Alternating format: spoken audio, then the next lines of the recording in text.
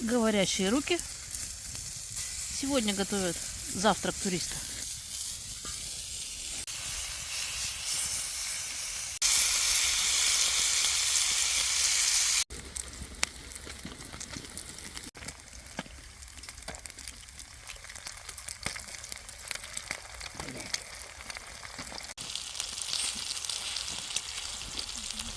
Это scramble eggs получается, не яичница.